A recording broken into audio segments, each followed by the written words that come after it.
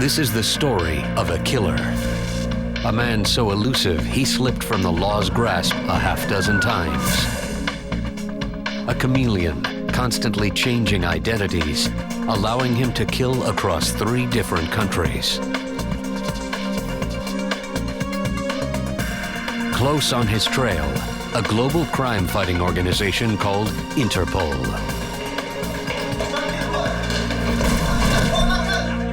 Jurisdiction, the world. When crimes are committed, an international organization unites police officers to deliver justice. Interpol investigates.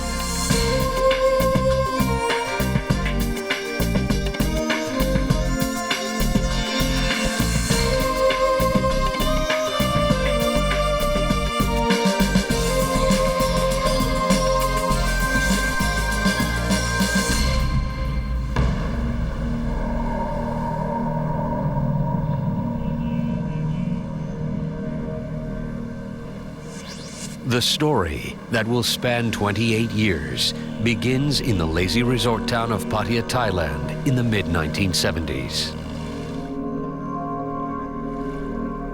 One morning, a fisherman in a longboat finds the body of a woman floating in the water.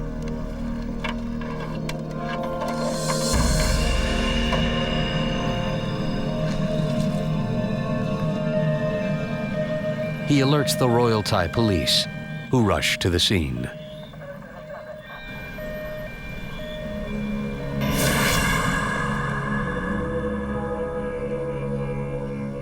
The coroner examines the young victim and questions the fisherman.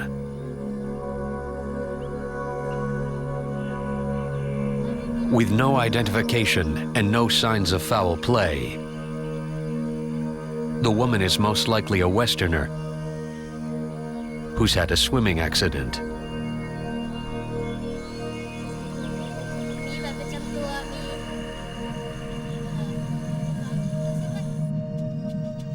The coroner fingerprints and examines the victim, but still can't identify her. A toxicology test reveals alcohol and hashish in her system. The medical examiner has seen several cases like this in her career. An unsuspecting tourist falling prey to the waters off Pattaya. What she doesn't yet realize is that there's a killer on the loose.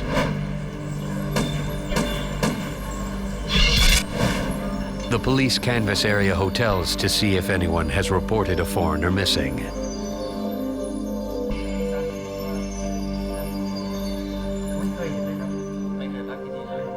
But foreign tourists come and go all the time, without notice.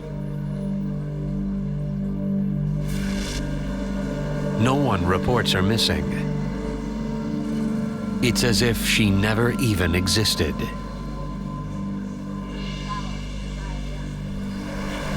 And after 2 months, another discovery grabs the attention of the Royal Thai police.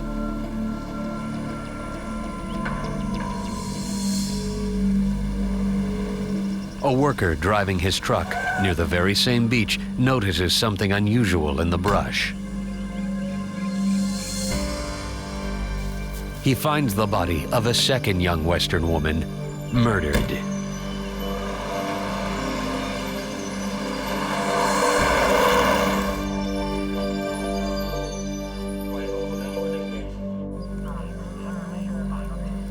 Police comb the area, but find few clues. She's a young woman, perhaps a student on an overseas vacation. But she has no identification. No purse, no wallet, no passport. Police don't connect her to the earlier victim. In the beginning, there was no alarm raised over this. Covering the 2 deaths, reporter Alan Dawson. People didn't really correlate for a while the appearance of one body and then another. But one person paying attention is Sampol Sutamai, a lieutenant colonel in the Thai Police Department and also the head of Interpol in Thailand. The similarities of the cases don't catch his eye. The differences do. They were both found near the ocean, but the conditions of the bodies were different. The police report stated that the second woman was murdered, deliberately drowned. This discovery raises doubts about the first young woman. Perhaps her death was no accident either. A sinister pattern of anonymous female victims could be developing. John Imhoff, former director of Interpol's U.S. office. The Thai officials have a problem on their hands. They have dead bodies. They have no identification associated with them. They know they have an investigation that they have to pursue criminally. But one of the key steps to getting that started is the identification of the victim. The morgue releases pictures of the victims to the Bangkok Post. Tens of thousands in Southeast Asia start their day with this English-language newspaper. Police hope that one of those readers could provide a lead. But days later, the two women in the morgue remain unidentified. Pattaya, known as the Riviera of Thailand, caters to Westerners.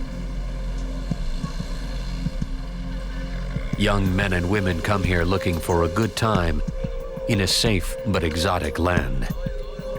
It's not a place you'd expect a killing spree. The young people were attracted to Thailand. They thought that it had so much to offer compared with their culture, and they would soak it all up. A popular travel route for young tourists unofficially begins in Pattaya. It leads through Thailand, India, and Nepal.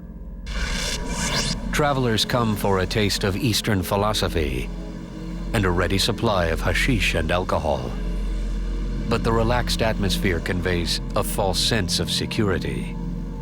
And this would make them especially vulnerable to the predators who were on the trail. The day after the body of the second victim was found in Pattaya, villagers find two more bodies. This time, a man and a woman. Like the others, they're clearly young Westerners, and undoubtedly murdered. They'd been set on fire. The bodies were still burning when they were discovered. This was a horrific crime. Flames had scorched the faces of both victims. Police look for anything, some sort of identification, some kind of lead. All they can find, a tag on the woman's clothing that reads, "Made in Holland." The Thai police now have 4 dead Westerners, no leads and no motive. They rely on forensic clues to reconstruct the latest murders. The woman was beaten with a hard object. The man was whipped, strangled until he couldn't breathe. The coroner also finds soot in both of the victims' air passages. The couple was burned alive. This is a terrible, inhuman act. The person who did this has an evil heart. Out there among the fun-loving tourists stalks a killer without a conscience. A predator with no motive and no limits. 3 women and 1 man, all between 18 and 25 years old, are dead. Police hope that word flies along the tourist trail and that someone somewhere might have crossed paths with any of the victims long enough to provide a lead. But the killer travels faster than the news.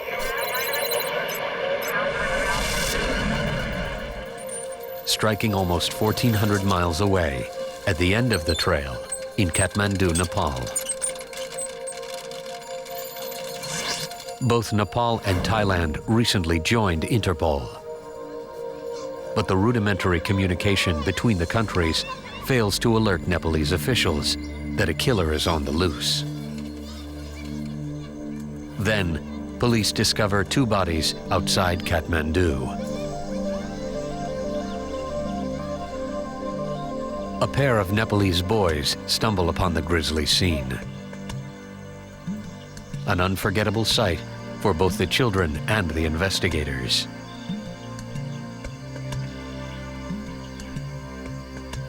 The woman had a wound on her chest, and the man had a wound on his neck. They were so damaged, it was difficult to see much more. Kathmandu detective Bishwalal Shrestha investigates both murders.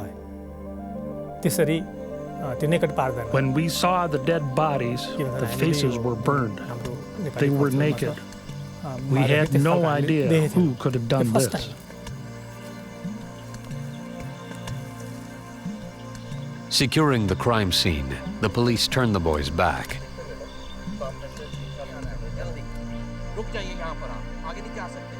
But too late to protect them from the gruesome scene that lay before them.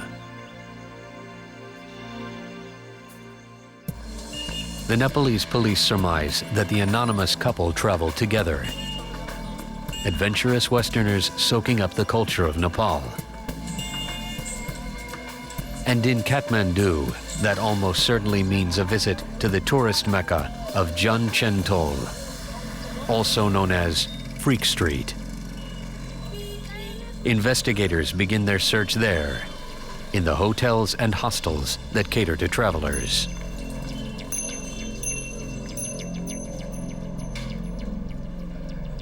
At one lodge, a clerk remembers that a pair of the guests had not returned for several days.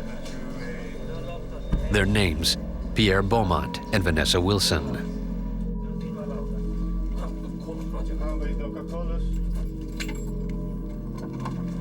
When police search the room, they find most of the travelers' belongings, but not their passports.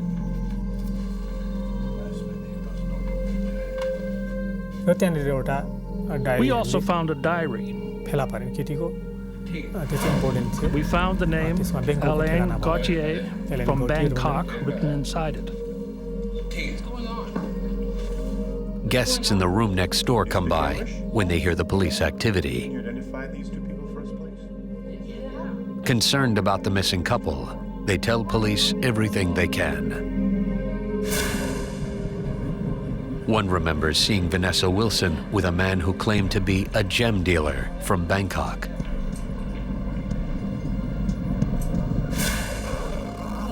The police ask the travelers' friends to come to the morgue. They identify the bodies of Pierre Beaumont and Vanessa Wilson. The body count now grows to 6. But the 2 police departments still aren't in communication. What will it take for Interpol to stop this serial killer? In the Far East, police find 6 young Westerners murdered under similar circumstances 1,400 miles apart. As separate investigations continue in Thailand and Nepal, police don't realize they're chasing the same man, Charles Sobhraj. Interpol is trailing Sobhraj for crimes in India.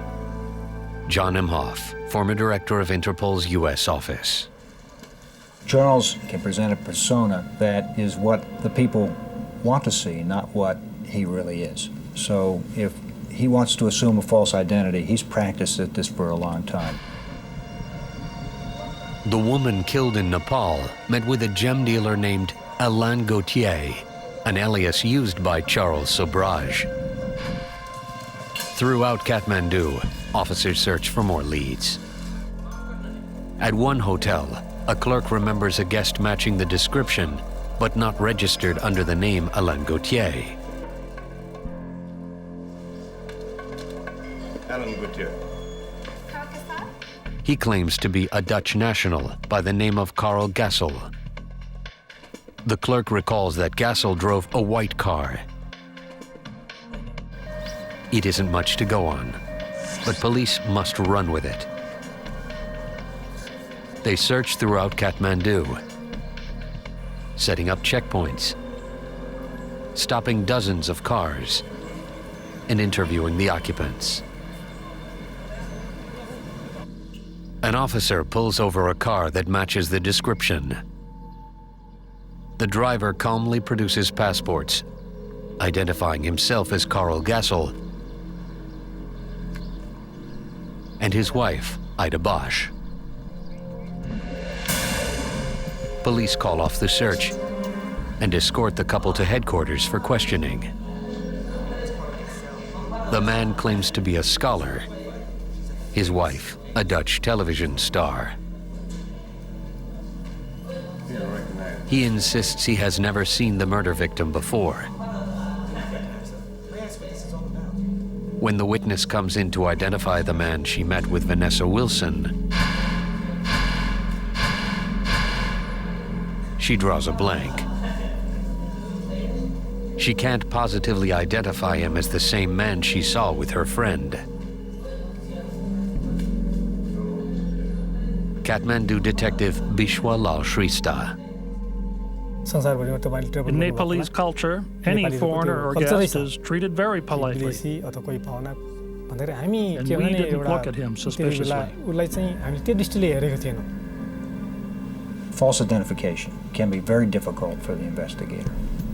Documents can be reproduced, and they can be made to look authentic. The police let the couple go. The man they know as Carl Gassel and his wife return to their hotel. The investigators all the time are coming this close to capturing someone that needs to be brought to justice, only to see them slip away because their identification changed or because they were just a minute too late. So that's a huge frustration.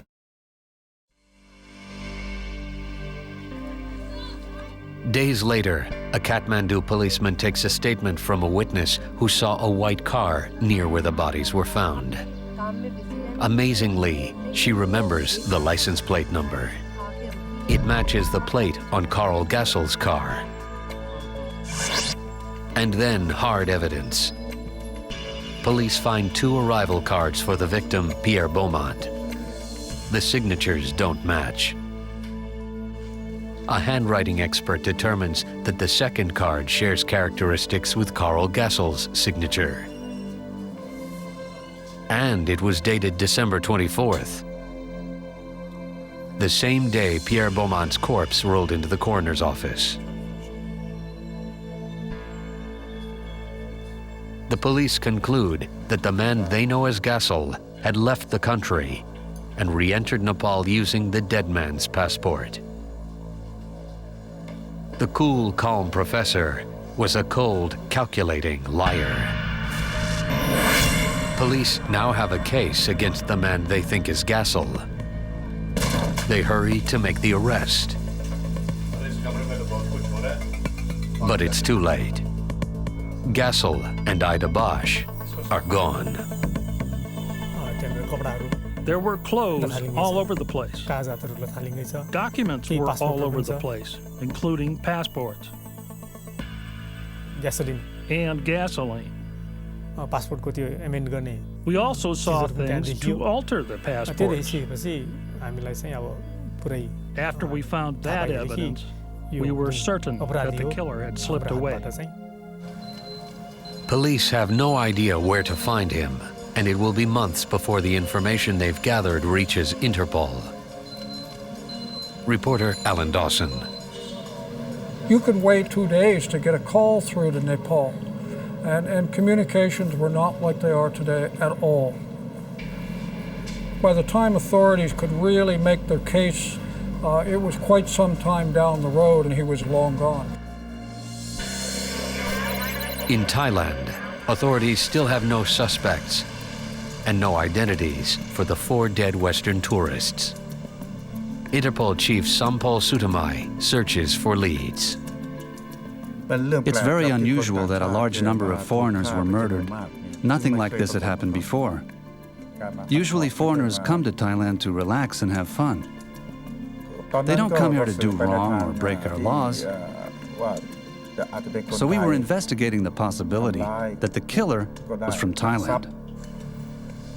While Thai police attempt to identify the victims, the Dutch embassy in Bangkok receives a vital clue. Herman Nippenberg is the most junior diplomat at the Dutch embassy.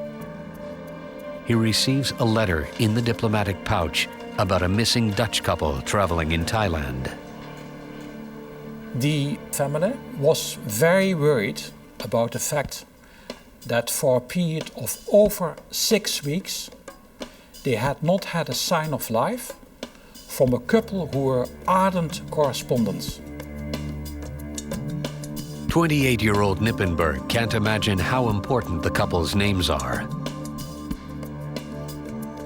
Karl Gessel and Ida Bosch. The relative has only one lead. In the missing couple's last letter, they wrote that they had made a sophisticated new friend in Bangkok. The man was a French gem dealer who was helping Ida and Karl buy precious stones. The Frenchman had been very hospitable, had taken them to dinner, and had invited them to his apartment. They were not completely sure if this Frenchman was genuine in his intentions. They thought that there might be an ulterior motive from the Frenchman. But since that letter, nothing. The family asked the Dutch embassy to help find them. They felt worried, and I felt that they might have reason to be worried. Herman Nippenberg contacts Thai authorities and gives them the names Ida Bosch and Karl Gessel. But the Thai police have no information about the missing couple. Nippenberg has to find someone who knows this mysterious gem dealer. He gets a lead from a friend at another embassy. I learned from the Australian consul that an Australian couple, youngsters traveling, had been drugged and robbed by a French gems dealer. Nippenberg locates them and discovers the name of the gem dealer, Alain Gauthier, but little else. In a city of 4.5 million people, locating Gauthier would prove next to impossible. But Nippenberg catches a break when he learns of a woman who knows the suspect. Working after hours, he arranges an interview with the woman. She lives in the same apartment complex as Alain Gauthier.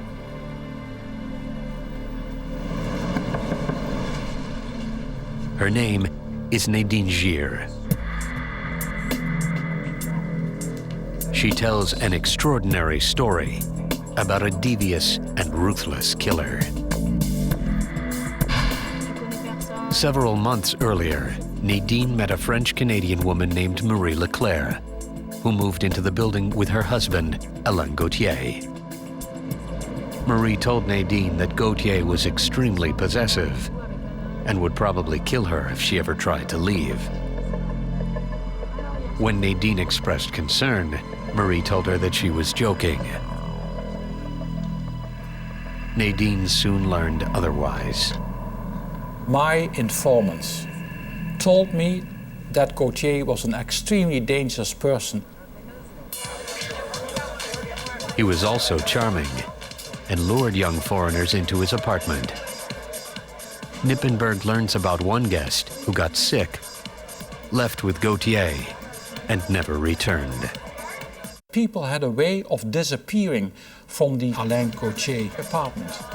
They suddenly went on trips from which they never returned, leaving their jewelry and bags and passports behind. Nadine soon learned he had two willing accomplices. A.J. Chowdhury had earned a chilling reputation. Chowdhury was considered a killer who took great pride in showing people his knife. Marie Leclerc cultivated more subtle skills. She had a great knowledge of pharmaceutical things. She could inject people. She was considered the poisoner of the three. And then Nippenberg got the best news yet. Nadine had actually met the missing Dutch couple, Karl Gessel and Ida Bosch. And significantly, while they were buying gems from Alain, the couple fell suddenly ill. Not long after that, Gautier and A.J. Chowdhury whisked the sick Dutch couple away. Then one of Gautier's guests showed Nadine a picture from the Bangkok Post. They could see on the photograph in the newspaper that these people who had been murdered in such a cruel manner, that they were wearing the clothes of the Dutch couple. Nadine now believed the horrifying photo of the burned couple found outside Pattaya showed Karl Gessel and Ida Bosch. She had to find out more about her dangerous neighbors. With Gautier and his two accomplices on a trip to Nepal, Nadine entered their apartment. In a safe, journals, passports, jewelry. In a suitcase nearby, syringes, drugs, everything that the charming host Alain Gautier would need to kill his guests and assume their identity. Now, afraid for her life, Nadine contacted a friend at the embassy who contacted Nippenberg. She took something from Gautier's apartment for proof. Ida Bosch's diary. She gives it to Nippenberg along with press clippings about other murders and missing persons cases.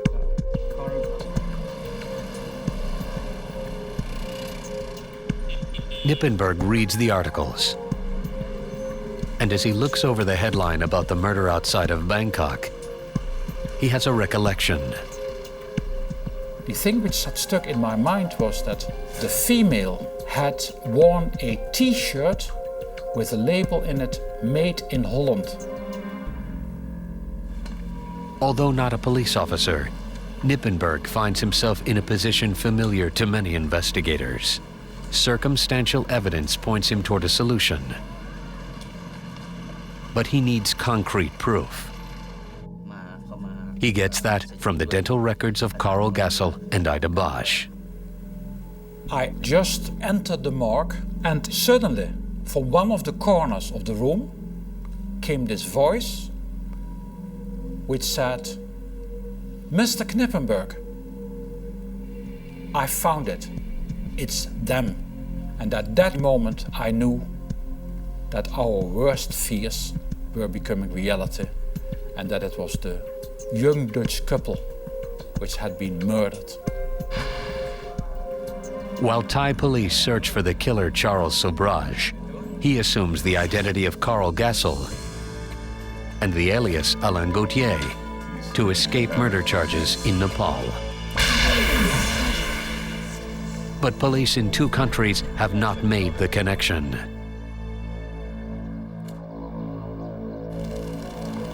Interpol will have to put the pieces together and pick up the killer's trail.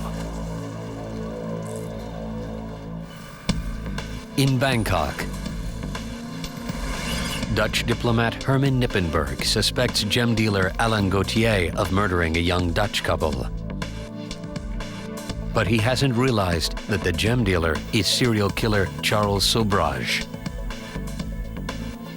I had already very, very strong suspicions that more young people of roughly the same age and of a similar background had come to an end in a similar manner.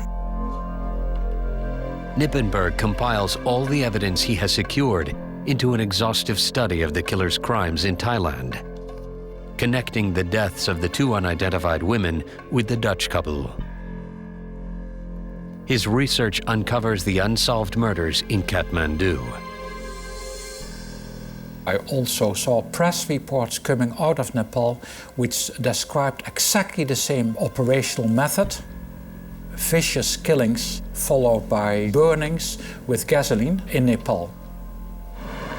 Nippenberg submits his report to the police, who take it very seriously.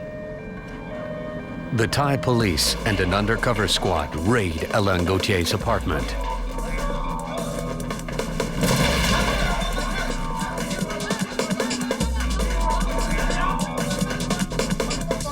Inside, 2 men and a woman. Let me get it. Hold on. The woman's name, Marie Leclerc. She has a valid passport. With her, A.J. Chowdhury. Papers in order. Steve Watson. I don't know where he's at. Sobhraj produces an American passport. Now he is calling himself Steve Watson.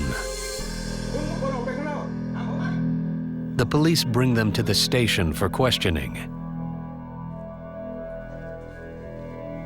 They also confiscate the apartment safe.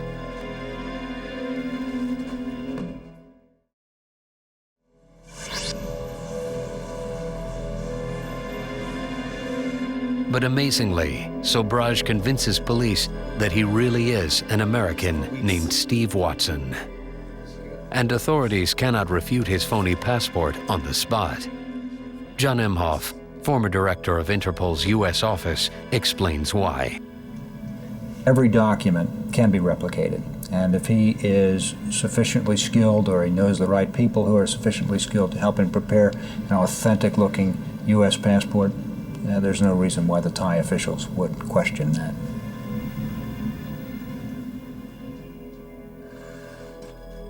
The safe Nadine Gir found full of stolen passports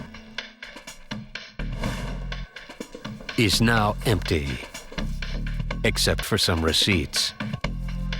No evidence, no case. And for the police, no choice. They hold the trio's passports, but have to let the suspects go free. When the police stated to me there had been no proof of their criminal activities, I was of course quite flabbergasted.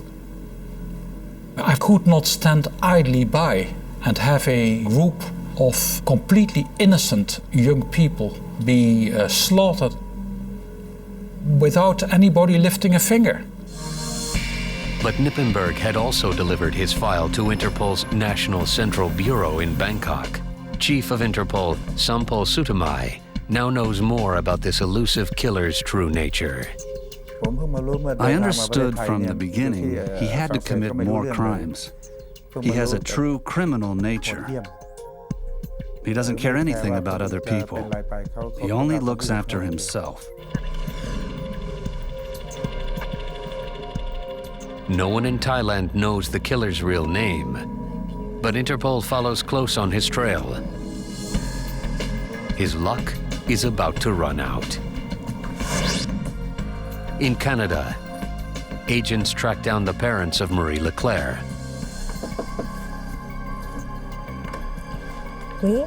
They learn that she had given her family a phone number in Paris of a woman by the name of Madame Sobhraj.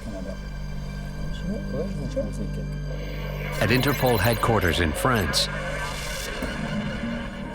agents run the name Sobhraj through their international database of known felons. Finally, they trace the alias Alain Gauthier to the wanted killer, Charles Sobhraj. They put him on their most wanted list and post a red notice to member countries around the world. You have an ability to very effectively disseminate to 181 countries instantaneously information about a particular crime pattern. And when people are moving across borders, it's important that you be able to disseminate that kind of information readily. Sobhraj is already wanted in India, where he has earned his nickname, the Serpent, for his uncanny ability to slip out of the grasp of the law. And now, the Serpent slithers away again. Following the murders of 6 young Westerners in Thailand and Nepal, Charles Sobhraj, the killer known as the Serpent, is on the run throughout Asia. Interpol has issued a red notice on the fugitive, placing him on the organization's most wanted list. And although already wanted in India, Sobhraj enters the country and in no time is apparently struck again. In New Delhi, a young Westerner is found murdered in a tourist hotel. His passport and money gone. The coroner determines death by poisoning. 3 days later, police respond to a mass poisoning of over 50 tourists at a New Delhi hotel. A group of French students claim their tour guide poisoned them. Police recognize Sobhraj as the phony guide and immediately take him into custody. Reporter Alan Dawson is not surprised by Sobhraj's bold act. I think Charles really thought that he could do anything he wanted to do, and he wanted to show his power over these people by poisoning them. And Charles went down that day. Authorities arrest Sobhraj and Marie Leclerc, charging them with poisoning the students. Their usual accomplice, A.J. Chowdhury, was not with them and has never been seen again. An Indian court finds the couple guilty. Leclerc gets 8 years, Sobhraj 12. But it takes more than iron bars to hold the Serpent, and authorities underestimate his devious nature. Sobhraj and Leclerc are incarcerated in Tihar prison. But the charismatic Sobhraj manages to gain special privileges. He exploits the media to toy with authorities back in Thailand. Reporter Alan Dawson visits him several times. I asked him about the murders. He says he is familiar with the victims. He knows what happened to that person. And he makes it very obvious that he was directly involved in what happened to that person. And on one visit, a disturbing revelation. He proceeded to draw me a map of a place in Pattaya with X marks the spot where a body was buried. And when I came back to Thailand, and I gave that map to the police, and they went to that spot and dug where it said X, and they dug up a body. Thai authorities really did want Charles to come back here, face a court, be found guilty, and be shot. Extradition proceedings have already begun as Thai authorities try to bring Sobhraj back. They have until 1995 to try the Serpent for multiple counts of murder before the statute of limitations runs out. Chief of Interpol in Thailand, Sampol Sutamai. I went to India to strengthen our extradition request. The Indian police took me to see Charles Sobhraj in prison. He knew why I was there. He knew that if I was successful and he was sent back to Thailand, he would die. He would be executed. We had plenty of evidence.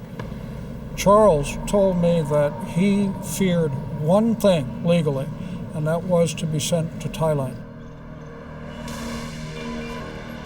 The Indian government refuses to extradite Sobhraj until his sentence is complete. Years pass, and the Serpent plots his next move.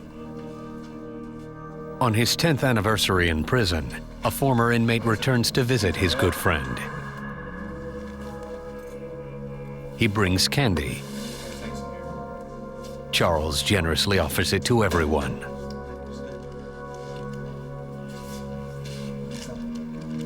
Within the hour, prisoners and guards pass out.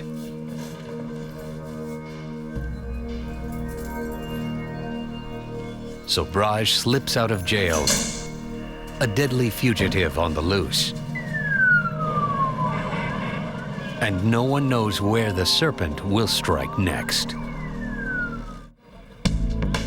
A man of the world, escaped killer Charles Sobhraj, the Serpent, could be anywhere, hiding nearby or slipping out of the country. Without a moment to lose, Interpol reopens its file and notifies its members that the Serpent is loose. New Delhi police assign a surveillance team to stake out the Serpent's old hangouts. 3 weeks later, New Delhi detective Madhukar Zendi spots a man who looks familiar.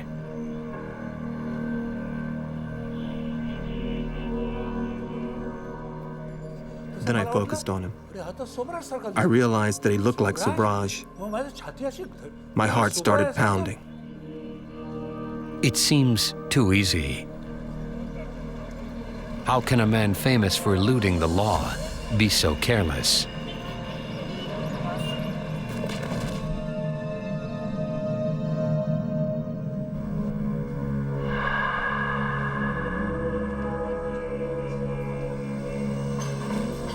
Now it is time to arrest the Serpent yet again. The agents make their move. The Serpent receives an additional 10 years for the escape, but it's exactly what he wants. Charles said later, the reason he staged his escape was specifically because the time was running out on his real sentence in India, that he faced possibly being freed from Indian jail. Thailand had filed his extradition, but that if he escaped from jail in India, that he would not be extradited to Thailand. And that's exactly what happens. India will not extradite a criminal still serving a sentence. While Sobhraj does the additional jail time in India, the statute of limitations runs out on his crimes in Thailand.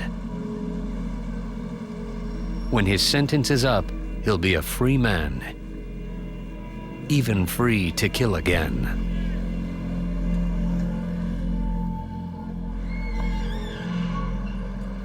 In 1997, Charles Sobhraj is released.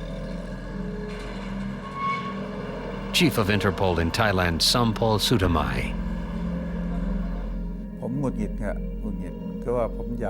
I was very angry. I wanted him to be tried and punished for his crimes in Thailand. He killed a lot of people here. His old accomplice is gone. Marie Leclerc died of cancer in 1984. But Charles Sobhraj is never tried for the murders of the two people who were found burned to death outside of Kathmandu. Nepal has no statute of limitations on murder. A warrant for Sobhraj's arrest remains in effect 28 years after the crime. In that time, Ganesh KC, the young boy who discovered the burned bodies, has joined the Kathmandu Police Department. He has never forgotten the sight. It was the first time I saw a dead body. It was a foreigner, naked, burned. I was really very afraid, terrified. Then, in an odd twist of fate, 6 years later, in October 2003, the Serpent returns to Nepal. A journalist snaps a few photos and sells them to the local newspaper.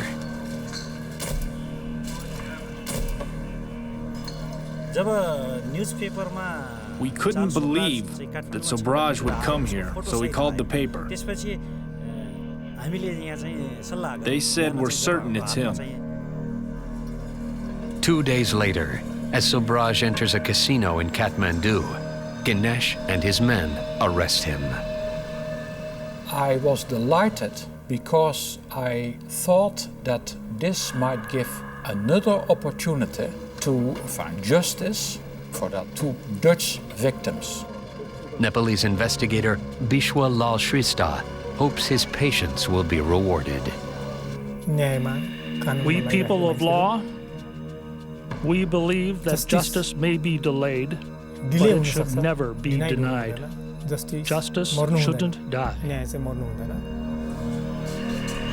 Sobhraj denies he had anything to do with the murders. And justice might still prove elusive. Ganesh KC and the police in Nepal have a difficult task, reconstructing a case almost 30 years old. They turn to Interpol.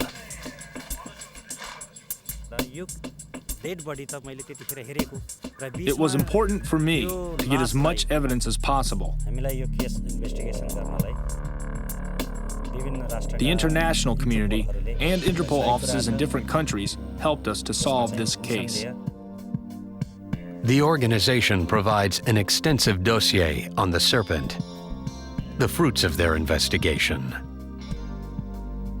John Emhoff. When you have a pending investigation, you're not going to destroy any records associated with that. As long as these cases are outstanding, whatever information comes to Interpol will be collected and stored. The dossier gives Ganesh the evidence he needs to secure a murder conviction against Charles Sobhraj. Sobhraj has to pay for his crimes. He has to be punished. The souls of his victims will now rest in peace. After a 28-year chase, on August 12, 2004, a Nepalese court sentences Charles Sobhraj to life in prison.